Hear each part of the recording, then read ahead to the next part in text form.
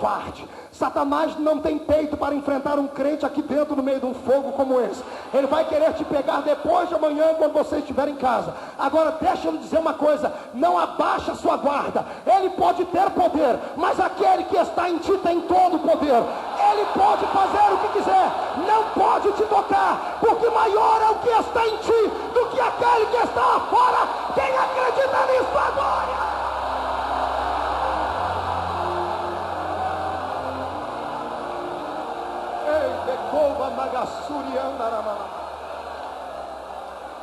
Ele está no deserto, com fome, com sede, e vem o príncipe das trevas, dizendo a ele: tu não és o filho de Deus, transforma a pedra em pão, come dela.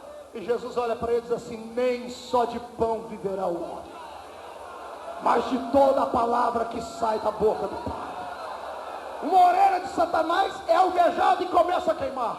Daqui a pouco ele volta e diz assim: vem cá, vamos fazer uma viagem. Ele leva Jesus a um lugar mais alto e diz: se prostrado me adorardes, eu te darei todos os reinos da terra. E Jesus olha para ele e diz assim: primeiro, você não tem nada, porque nada você tem. Tudo que existe aqui é do meu Pai.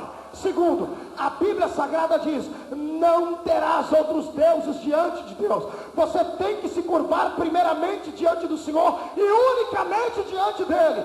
Satanás, vai-te, porque somente a Deus temos que adorar. Ele já está tonto, está quase nocauteado, mas ele não desiste. Ele volta de novo e diz assim: se tu és o Filho de Deus, salta de cima desta montanha, porque está escrito na Bíblia Sagrada acerca de ti, que se saltares, os anjos vão te socorrer. Jesus olha para ele e diz: mas também está escrito: não tentarás ao Senhor teu Deus. Vai-te, Satanás. Satanás saiu com a orelha quente, a outra fervendo, e ele deve ter perdido o rumo de casa até os dias de hoje, porque Jesus é o campeão dos campeões, e aquele que pode esmagar a cabeça dele não podia errar. Só quem serve a este Deus adore ao nome dele.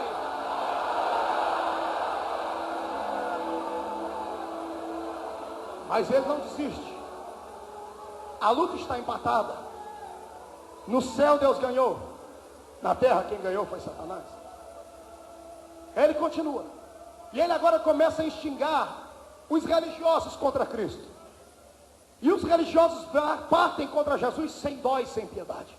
Tentam pegar Jesus nos erros, tentam fazer Jesus pecar de alguma forma, tentam fazer Jesus cair em contradição para poderem matá-lo, mas não conseguem. Tentam fazer Jesus pecar contra o sábado, pobrezinho deles. Jesus está dentro de uma sinagoga pregando, e todo mundo sabia que Jesus não podia ver um doente que ele queria logo curar.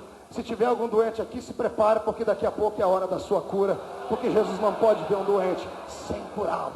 Jesus está agora diante dos homens pregando, e os homens religiosos partem no meio da multidão, fazem um homem doente sentar bem na frente de Jesus com a mãozinha toda mirrada. Eles sabiam que Jesus não ia aguentar pregar durante muito tempo vendo aquela mão mirrada. Coloca um homem na frente só para tentar Jesus. E quando Jesus olha aquela mãozinha mirrada, olha para o coração dele, o semblante de tristeza, a alma amargurada, querendo ser um ser humano comum, ele não aguenta. Só que antes de curar, para não escandalizar, ele levanta a palavra e diz: quem aqui tem boi em casa? Quem aqui tem uma vaca, um camelo? Quem aqui tem um cavalo? Quem aqui tem uma ovelha em casa? Levanta os homens. Eu tenho, já levanta os matutos da roça. Nós tem lá um gado em casa. Se um dos seus cavalos, se uma das suas ovelhas ou dos seus animais caírem dentro de um buraco, em pleno sábado, vocês vão esperar o outro dia para tirá-lo de lá? O senhor é doido? É claro que não. Nós vamos socorrer o nosso animal, senão ele vai morrer. Era tudo o que eu queria ouvir. Se vocês podem salvar um jumento no dia de sábado, se vocês podem salvar uma ovelha no dia de sábado, eu também posso salvar este pequenino doente no dia de sábado. Estende a mão e ser curado. Meu Deus. Tentam fazer Jesus pecar com o pecado de blasfêmia. Que pecado era esse? Era alguém bater no peito e dizer: eu sou Deus, eu sou filho de Deus, eu tenho intimidade com Deus. Olha o que é que fazem com Jesus, amados. Jesus está pregando, chegam 3 grandes filósofos intelectuais, homens sábios diante de Jesus, e dizem assim: temos uma pergunta para te fazer diante do povo, responde-nos. Jesus diz: faça a pergunta. E eles olham para ele e dizem assim: com que autoridade tu fazes esses milagres?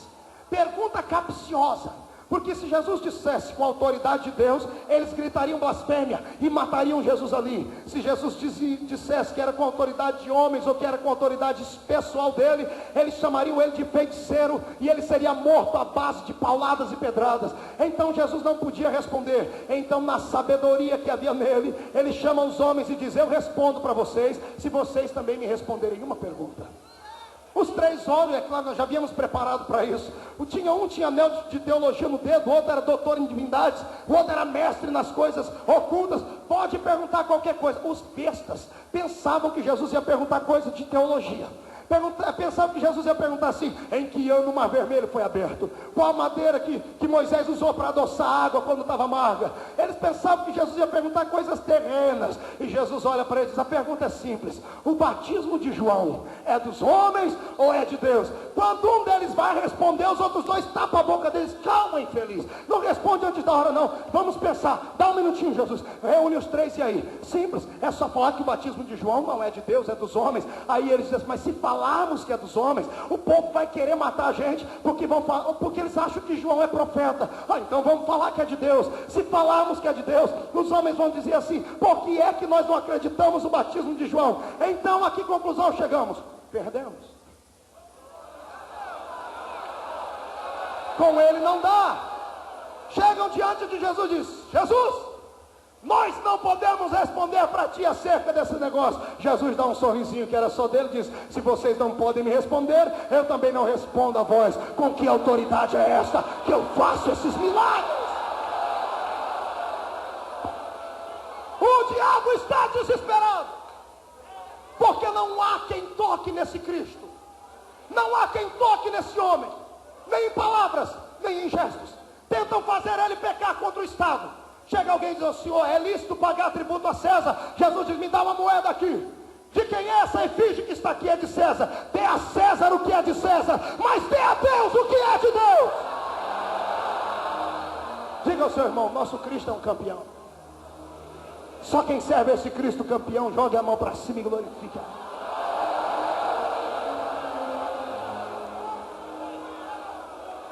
Estamos em conflito. Como ninguém de fora toca em Cristo, o diabo entra no coração daqueles que estão perto dele. Um dia o diabo pega Pedro, e Jesus está dizendo: está chegando a minha hora. Pedro levanta e diz: Senhor, tem dó de ti. Jesus olha para ele e diz: para trás de mim, Satanás. Mas Pedro fica, porque Pedro é importante. Vai embora, Satanás. Eu tenho que morrer e tenho que ter uma morte digna. Tenho que ter uma morte que vá valer a pena. Está chegando a minha hora. E o diabo sabia que Jesus não podia morrer sem ter pecado nenhum. Porque se o sangue dele era inocente, se a vida dele era inocente, se ele era puro, havia então pela primeira vez na história encontrado alguém digno de ser o seu exímio executor. Satanás olha para os seus demônios e diz: está chegando o momento e nós não conseguimos fazer nada. Então ele faz com que um dos discípulos de Cristo o traia. E enquanto ele está se vendendo do lado de cá, Jesus está subindo para a sua última viagem em cima do monte. Está subindo com seus discípulos. Ele já tinha ido várias vezes ali, mas esse dia foi tremendo. Ele sobe com a sua alma atormentada. Neste dia ele chama todos eles: vamos para o monte orar. E quando ele pensa em se ajoelhar no meio deles, com medo deles desfalecerem ao ouvirem a sua oração, ele diz: fiquem aqui, mas fiquem orando, porque eu vou entrar ali dentro e vou orar mais um pouquinho. Quando ele está lá dentro orando, ele sente a angústia da morte. Ele volta para os discípulos e diz assim: orem comigo, porque eu estou profundamente atormentado. Orem, estou angustiado até a morte. Ele volta para o meio do mato, dobra o seu joelho no jardim e começa a orar. E se Jesus tinha a bênção de ser Deus e homem ao mesmo tempo, neste momento, e talvez apenas neste momento, toda a bênção tenha se transformado num momento de angústia pior. Porque a Bíblia diz que ele começa a suar gotas de sangue. Por que é que ele soa gotas de sangue? Porque como homem ele não enxergava um palmo à frente do seu nariz. Mas como Deus, ele enxergava horas, momentos, dias na frente. E quando ele está orando naquele jardim, sabe o que é que ele vê por antecipação? Ele vê a cruz. Ele vê os algozes. Ele vê os pregos.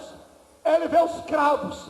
Ele vê o tamanho da humilhação, a dor. por antecipação ele sente as dores, e então ele começa a suar gotas de sangue. O diabo envia os seus demônios, aproveitando este momento, e diz: vamos atormentá-lo, vamos atormentá-lo.